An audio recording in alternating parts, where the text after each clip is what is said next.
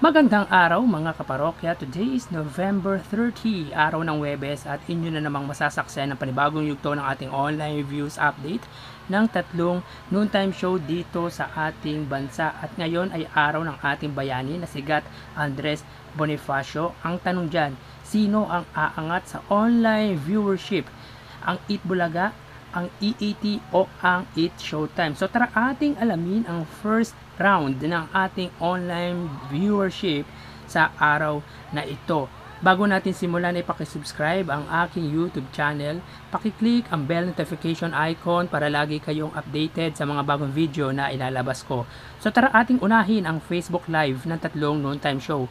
Para sa Itbulaga, Under Tip Incorporated Facebook page na may 309k followers, sa EAT Under TVJ Facebook page na may 1.8 million followers, at sa It Showtime na mayroong 16 million followers. So as of 12:49, ang Itbulaga ay may kasalukuyang 553 live viewers, samantalang ang EAT ay may 8.3k live viewers, at ang It Showtime ay mayroong kasalukuyang 3.8k live viewers. So i-click po natin yan, tingnan po natin kung may pagbabago. Para sa Itbulaga, sila ay mayroong 546 live viewers.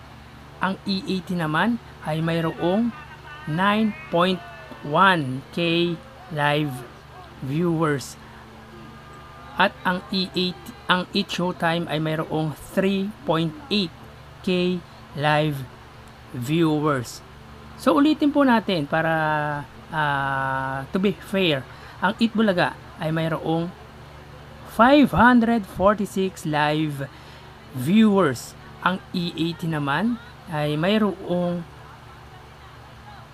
9.1k live viewers, at ang It Showtime ay mayroong 3.7k live viewers.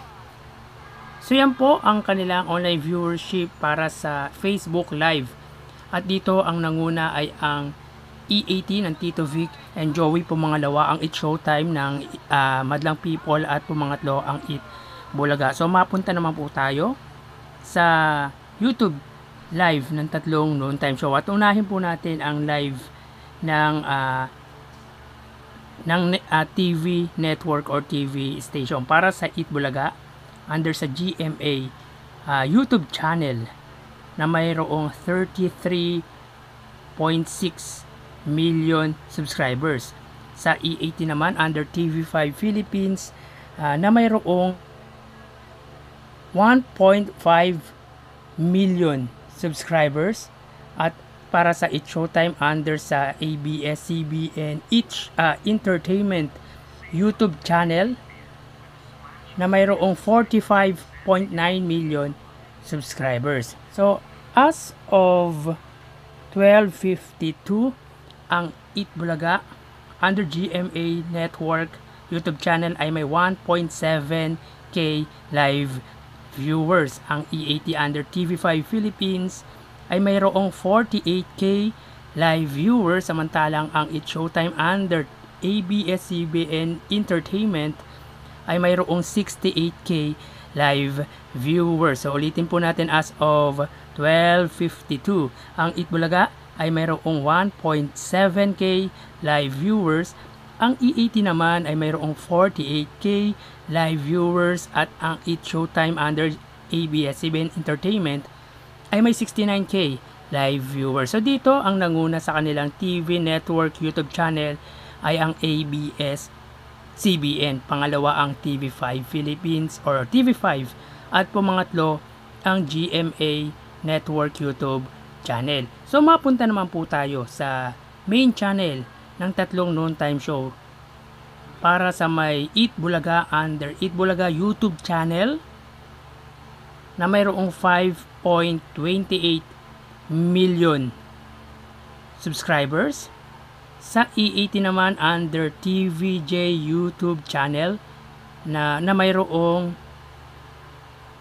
check po muna natin, na mayroong 712k subscribers at sa It's Showtime under ABS-CBN It's Showtime na mayroong 1.93 million subscribers. So as of 12:53, ang Eat Bulaga under sa kanilang main channel ay may kasalukuyang 1.2k live viewers.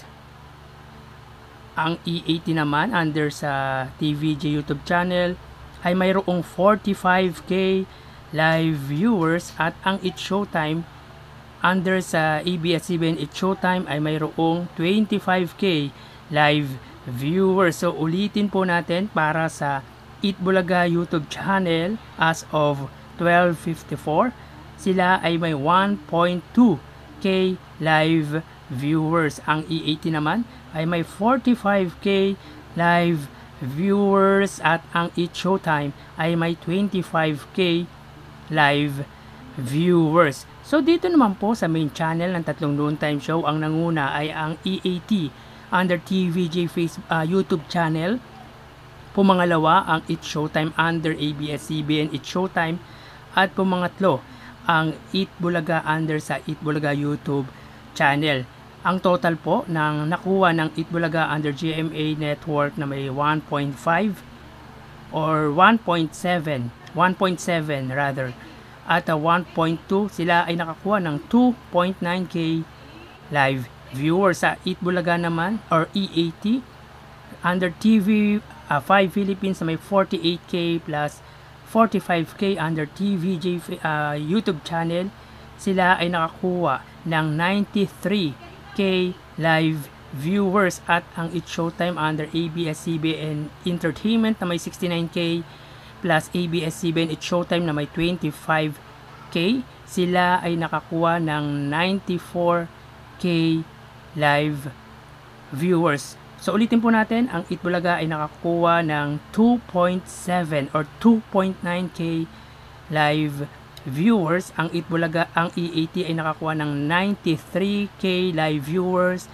at ang It's Showtime ay nakakuha ng 94k live viewers. So dikit lang po talaga ang labanan ng E80 at ang Eat Showtime overall. So yan po ang lumalabas sa kanilang online viewership sa oras na ito as of 12:56 at mamaya magbabalik po tayo sa ikalawang yugto ng ating online viewership ng tatlong noontime show. Sa ngayon na magpapaalam po muna ako. Magsikain po tayo at mag-ingat. Thank you and God bless.